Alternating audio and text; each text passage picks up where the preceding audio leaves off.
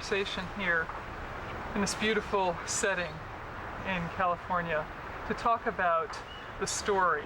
And this is something that you've been working on for many years now, in particular for about 10 years with Brian Swimme, the mathematical physicist. And he's been telling the scientific story, you've been telling the human story, and this is something that is so critical to all of us, this vision that you've put before us. Can you tell us something about the story and its significance? First of all, I would say that story is our basic instrument of intelligibility.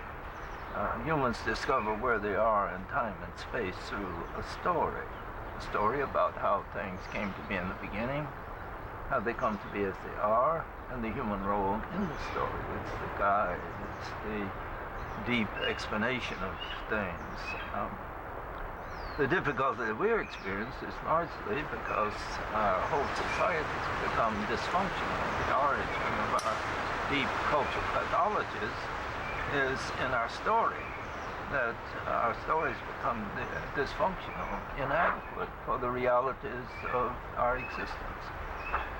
We have until recent times been guided by the Genesis story, and it's a great story, and it's an abiding story, always has its basic validity, but it's no longer adequate for the times in which we live, because we have, through our observational studies, come to know a great deal about the universe, how it came to be in the beginning, how it came to be as it is, and where we fit into this vast account of the universe. So we have this division. We have one story, a sacred story, that is dysfunctional, and we have another story of the universe that is the real world in which we're living, but which has no sacred dimension, which is not functionally effective in our time. So I think that the key to the future, certainly of our Western civilization and for the human community in general, is to recognize the sacred dimension of our new story of the universe. So if I were to briefly say what the meaning of the story, or the value of the story, I would say that it offers a telling of the story of the universe through our new ways of understanding the universe, telling this story in a meaningful way as our sacred story. Could you give us some of the highlights of the story? I know the story is immense, longer than we have time for, longer than our lives have years to live. But what are some of the highlights? Well, before I go to that, I would say that the reason why this has not been accepted as our sacred story is that the people that discovered it have seen this story as a secular story, as a meaningless story, as something that came about by chance. It was in opposition to the sacred world that we lived in and a negation of it. So that there is this difficulty of recovering this. But to answer your question, or to follow what you indicate, what are the great moments in the story? Well, there are what I would call the moments of grace. When the universe first came to be, at that first flaring forth of the basic energies of the universe, it was in a vast heat at such a temperature that nothing could hold together. It was just this radiation of light. It was a radiation. It was not even a single atom could hold together. And this radiation had to expand at a precise rate. If it had been off by a trillionth of a fraction of its rate of expansion, the universe would have collapsed or exploded. If it were less than it is, or has been, the universe would have collapsed. If it were greater, it would have exploded. Nothing would have happened. That's the first great mystery of the universe. And it's what gives us the curvature of space. We have to understand that the curvature of space is the balance between the expanding forces of the universe and the containing forces, because as soon as matter comes into being, there is the attraction of things toward each other. If there were just a contraction, it would collapse. If it were just expansion and no gravitation, it would explode. So it gives us a curvature of space. It has to be closed sufficiently that you can have stable modes of being. It has to be open enough that it can continue expanding. Now, this is the first moment I call the special grace that enables the universe to be.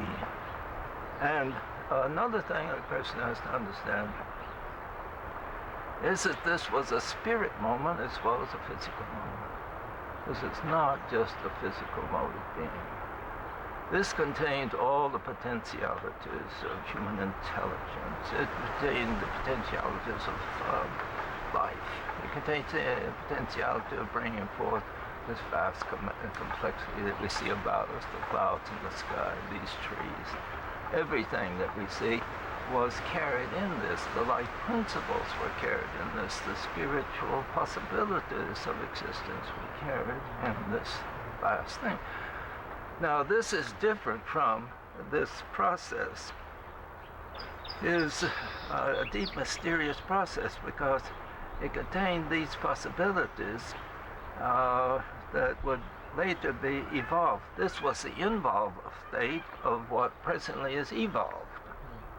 There's a perfect correspondence between that first moment and this moment. And so that if you look back into time, you would see from this moment, you have to see this as being potentially, not predetermined.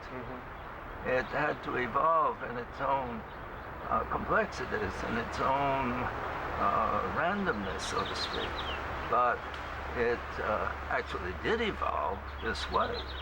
And so when we look back, we have to understand this first moment.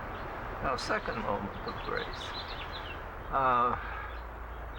was the supernova moment, when the first generation of stars, these were articulated entities at first, because the universe is not homogeneous smudge. It's articulated entities. These articulated entities became stars that gathered into galaxies. What caused them to gather? What was that force? Well, that force was gravitation. It was that attraction of things to each other. All attraction in the universe, even human affectivity, is contained in the gravitational train. But gravitation, again, a person understands, is not just physical. It carries from the beginning. It didn't express itself that way in the beginning. That's another mystery of the universe, is the fact that the universe doesn't appear suddenly. It takes 14 billion years for us to be here. Now, for us to be here, it takes a universe as big as it is. In other words, for 14 billion years, the universe has been expanding. And at the same time going through these transformations to enable the Earth to be and enable us to be. But you can say this, that's rather wonderful, is that for us to be here now is not possible in less than 14 billion years. For humans to appear on the scene, or as Carl Sagan says, to have apple pie, you have to have 14 billion years. You can't have less than that, because it takes it that long for the universe to articulate itself as it has, to bring forth planets, and to bring forth life on the planet Earth, and so forth. So the second moment of grace is the collapse of the first generation of stars, because the first generation of stars had only hydrogen, helium, a couple of simpler elements, and perhaps a few other light elements. But you need 92 elements. to have an Earth, to have life, to have consciousness, to have intelligence. And particularly you have to have the atom of carbon. So, first generation stars are burnt out. And there is a particular star, the first generation star out of which our solar system was formed, that was part of the collapse of the first generation of stars. And this special star that enabled our Earth, they collapsed in enormous heat in order to fashion the 90-some elements, the heavier elements, and then it exploded in stardust through space, and then through gravitational attraction comes together in the sun. The sun contains over 99% of the matter in the solar system, and it is the pressure of the gravitational pressure that lights the nuclear energies at the center of the sun that enables it to cast out this vast amount of light. We are getting, say today, we are just getting a fraction of this because this is going out in all directions. We're over here and this vast sun over here is throwing out this light and we pick up just a few rays of this. But those few rays and the prodigality of that is something extraordinary. But but the Earth takes shape. You have the solar system, or the sun, and then these fragments around it, these 9 fragments of the planets. And the Earth is one of these planets. Then you have the problem. These were all the same at the beginning. Constructed exactly the same material. But why did they turn out so different? Mars congealed into rock. Jupiter is the same as it always was, a vast gaseous composite. Nothing can be firm on Jupiter. Nothing can be malleable on Mars. But the Earth is in the middle. You say, just right. Tom, you were just talking about the difference between Mars and Jupiter and why the Earth is unique in terms of atmosphere. Well, one of the things, and again, I see these as grace moments. So many things had to happen in order for the Earth to develop as it has. The first thing has to do with its radius. There was a certain balance there. On Mars, the expanding pressures at the center were not great enough to bring about the volcanoes, to bring about the life process that existed on Earth. Jupiter remained the same. Nothing firm could happen on Jupiter.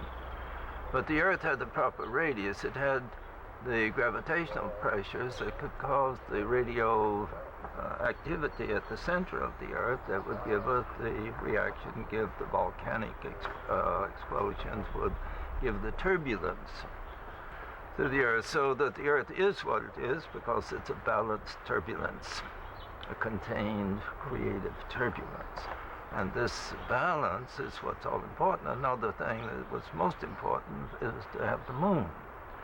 Because if the moon were further from the Earth, and for the moon to be precisely where it is, because if the moon were further away, the seas would be stagnant and nothing would happen, life would not come. If the moon were closer to the Earth, the seas would overwhelm the continents.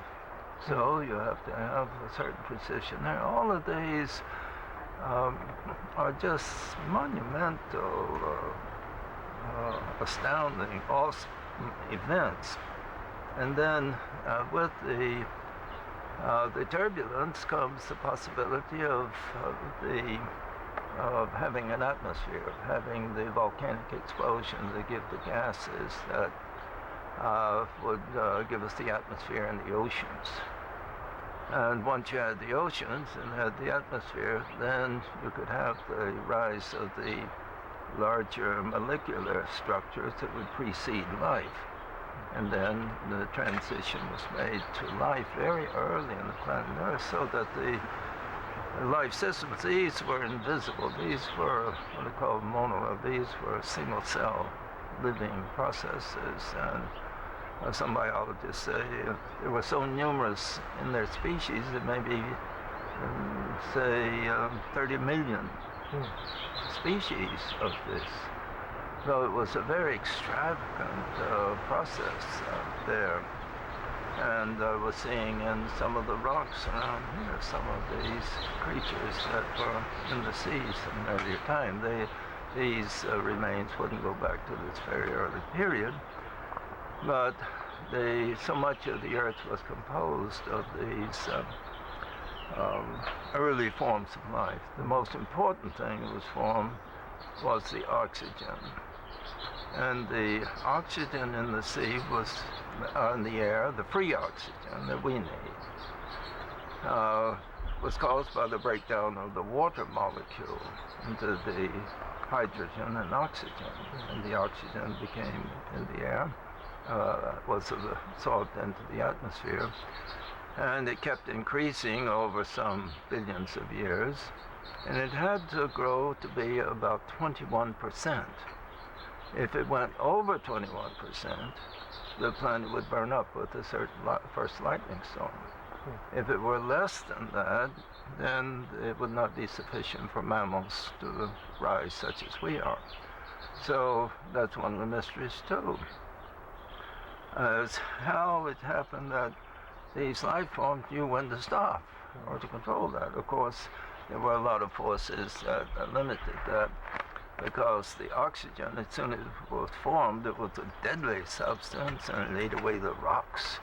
And it was would have destroyed all life if a cell had not come along that could deal with oxygen and photosynthesis and make and take the energy of the sun with the oxygen and transfer inanimate matter to inorganic to organic matter. And all life depends on that. So what you're saying, in essence, is that there's these moments of grace, these punctuations in the process, which indicate the extraordinary dimensions of time and directionality. And I think you've put it in your book that this is a process that's not just chance and necessity, in other words, the directionality and the randomness, but it's chance, necessity, and creativity in the process. Well, those are probably the three best words to use. There was a certain groping. Nature gropes its way. It tries out everything on a certain fan of development. And it finds its way through from one tree. This is particularly true in the transitions between the various species of life, where there is this tendency for life to find greater freedoms, greater psychic modes of expression, greater freedoms, and greater consciousness. Isn't this part of the reason why the story has been seen as a secular story or a scientific story, and we have our Genesis story? Because it's very difficult to put together what religion would like to say, this is direction, teleology, etc., from on high, whereas many of the scientists want to say there's randomness, there's mutation here, etc. Whereas what you and Brian are trying to say is that there's a groping, a directionality, but a mutation, a randomness that is creative. So you're trying to put these together. Yeah. They can never be put together completely adequately, but there is a direction, an observable directionality in the sequence of transformation, such that you cannot say that it's without chance, without natural selection. But you cannot say that it is without an overall direction to it, because the direction we can observe from the less developed modes of consciousness to the greater modes of consciousness. So on a macro phase, it has this directionality. On a micro phase, it has a direction. On a micro phase, it has chance too, though, right? Yeah, on both. But there's a tendency to read macrophase evolution, that is the larger evolutionary process, simply in terms of microphase evolutionary processes, and that is not completely adequate. But now, scientists, as regards the human, and physicists themselves, consider that from the beginning, conditions were dealt with that would inevitably lead to the human. Like, take Freeman Dyson, one of the finest contemporary scientists, who says that the more he studies the structure of the universe and its functioning, the more convinced he is that the universe must have known that we were coming. It's a very interesting way. Even Hawkins subscribes to what's called the cosmic anthropic principle, the cosmological anthropic principle, that somehow the universe, although it moves by natural selection, was moving in the direction toward self-understanding through the human. So it's not so much that the human knows the universe, but the universe was seeking to reflect on itself in a human phase. Now, there's the problem then. Is the human the purpose of the universe? Well, that's not acceptable, because the human is a mode of being in the universe, but the universe itself requires that there be this vast complexity, and the thing that the universe intends is the total universe, not the human, but the human in the totality, but not the human in some sense that it is the primary purpose of the thing. The primary purpose is the whole. The primary purpose of the universe is the universe. But it seems that the human has been here such a short amount of time. Is there really some significance to our being? Are we merely just a passing phase that will burn out? Well, we don't really know. It would seem that the human is, once the human comes into being, it's difficult, at least for the human, for us now to understand precisely what the universe would be without this form of existence. But it's certain that if we did disappear, the universe, or the planet Earth certainly, it could continue on probably with greater luxuriance than ever, considering that we are now such a deleterious influence on the Earth and are a disaster for the planet. So that's the big puzzle, is that such a stupendous being, the fact that we can destroy so much is clear proof that the human is a stupendous being with an enormous role in the universe. The fact is that we have perverted the deepest purpose of the planet Earth, one of the deepest purposes of the planet Earth, in producing the human phase of intelligence. Now, there is intelligence spread throughout the universe. There's consciousness. Trees obviously have consciousness. They have their inner spontaneity.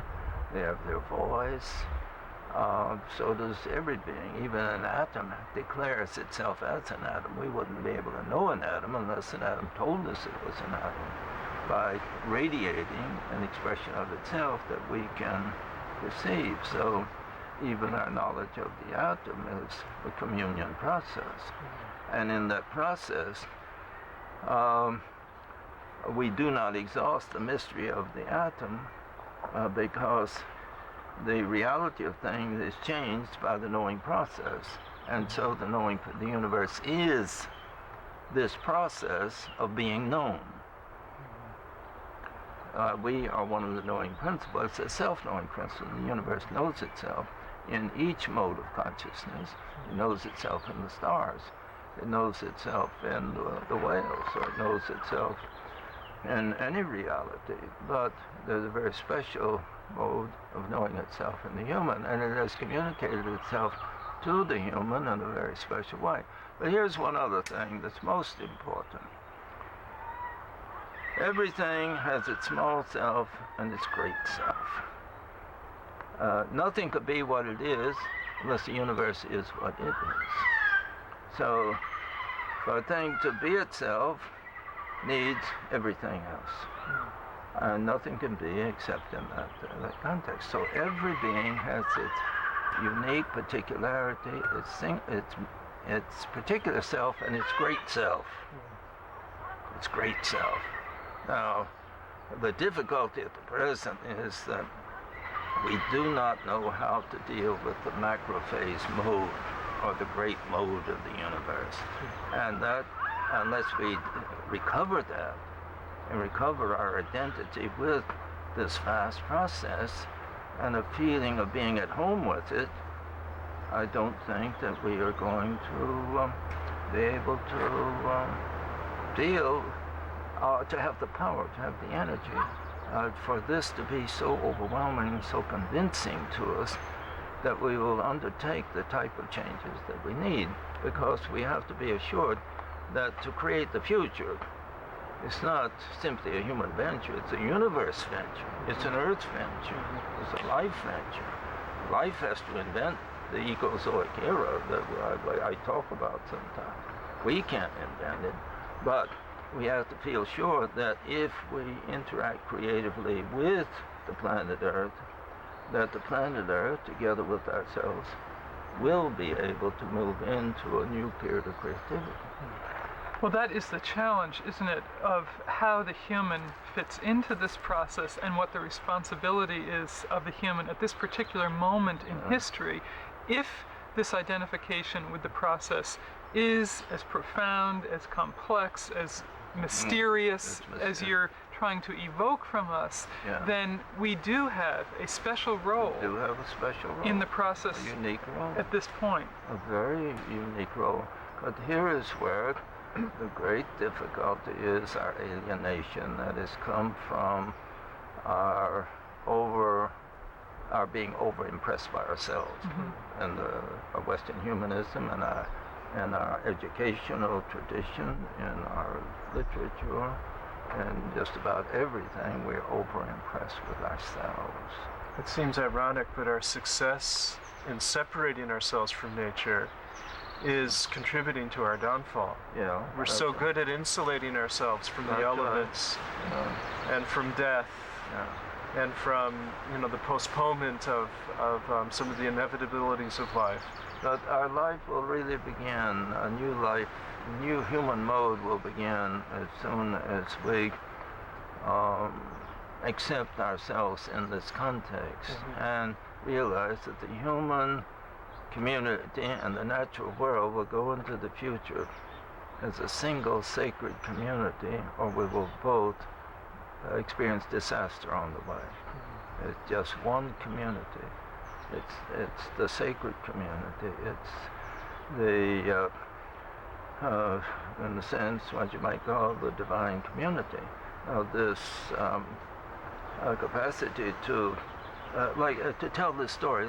The importance of this story is this needs to be told to the children. Like, take the Omaha ritual when a child is born. This is the difference between indigenous peoples and ourselves. Indigenous people, at the time of the great civilization, the world out there was a thou.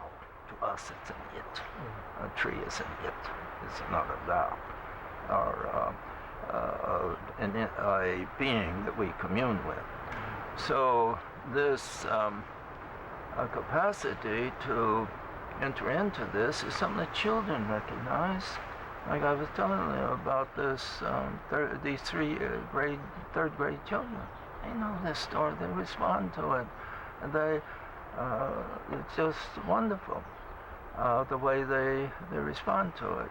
So the Omaha will introduce the child to the cosmos. Yeah, they introduce the child to the heaven and say, "O ye sun, moon, stars, all ye that move in the heavens, I bid you hear me. Into your midst has come a new life.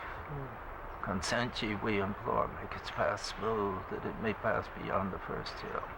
And then the clouds and the wind we're here and here.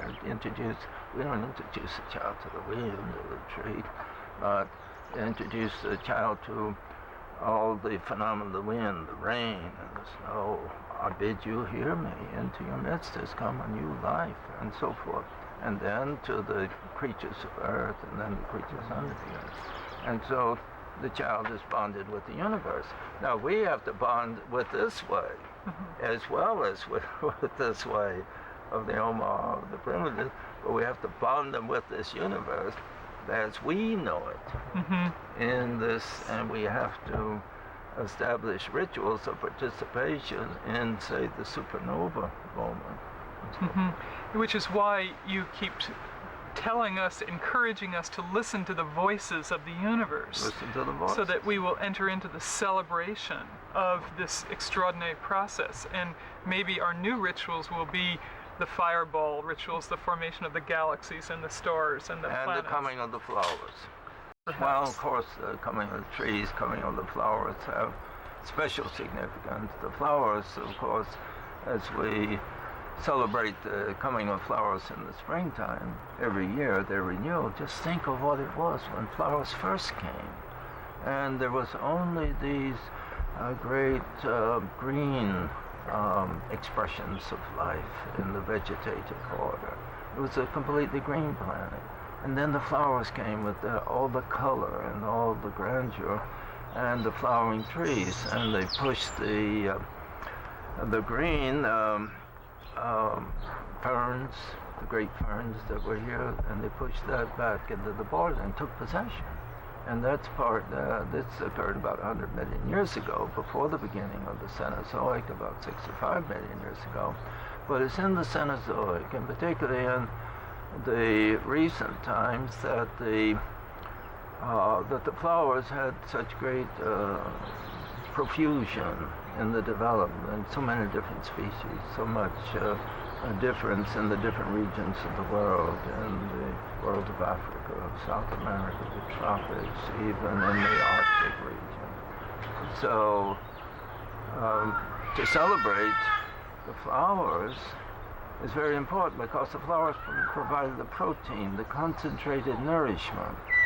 If we had to be nourished by green stuff, mammals would have to eat all the time, and of course cows do, and some of the animals. But it does exist. What does exist is the capacity now to have the energy-giving proteins in the grains and in the fruits and the nuts and all of these things that came with the flowering plants. And so we have much more concentrated food supply. So that is a very important phase of the coming of the earth, and also coming of the human. So when you think of this sequence, and think of the various vegetative and animal forms that came into being in the late Cenozoic, and then think of ourselves coming into being, you get this sense of wonder and majesty that belongs to our times. But now at this moment, there's just one other thing I would want to say, and that is it's a moment of grace, I say, at these different times. And what is characteristic of these moments frequently is that they're moments of disaster that turn into moments of creativity. Now, sometimes I suggest that the last decade of the 20th century is such a moment of grace that the new sense of what we're about is emerging. We find people that are concerned. They want to stop the destructive, that see the possibilities of a new phase of development, a more creative phase, when there would be a renewal of all the plants and flowers, renewal of the birds, renewal of the total complexity of the life process. And this indicates that it's that we are possibly, or we could be, in a new moment, what I call a moment of grace. Now, to do this, we require a psychic energy, and it's characteristic of the universe that it supplies the creativity needed. It supplies the energy needed. So that what is available to us at the present time, I think, is a concern of the universe, concern of the planet Earth, to move into this new period. And why? How does it express that? By choosing those that are living now to make this transition. The people that are now living are chosen by the cosmological order. We're chosen people of destiny. I talk to young people, and I remember once talking in Florida that we did not choose to be here at this time, to be responsible for this transition. We were chosen by the universe. It's an awesome mission to undertake. I was talking in Florida a few years ago, and they, when I mentioned this one evening, the next day, a mother came to me, a woman, talking about her 9-year-old son. He was there that night. The next morning, his mother came to me and said, "You know, my 9-year-old son came to see me this morning, and he says, 'Mama, I am chosen to do something in life.'" He was all enthusiastic. And to do something on this order of magnitude, at such a critical junction, a person does have to feel that there's a support that of the universe itself, of the life process itself, and these forces will do it. But there are just 3 conditions. The human, we have to accept the human. We cannot make a blade of grass, but there's liable not to be a blade of grass now unless we accept it. Second thing, we have to protect the earth. We have to protect its life forms, mainly from ourselves, mainly from its human destroyers. And the third thing, we have to foster, as we have here, fostering the flowers, fostering the trees, fostering the growth, and preserving particularly the genetic variety. And there's a kind of a fourth thing too, on occasion, heal. We have to heal. There are moments when we can bring a healing. But the culmination of it all, as the culmination of the universe, is celebration. The birds sing, and the clouds play in the sky, and the fish live, and humans celebrate. That's all there is. Great.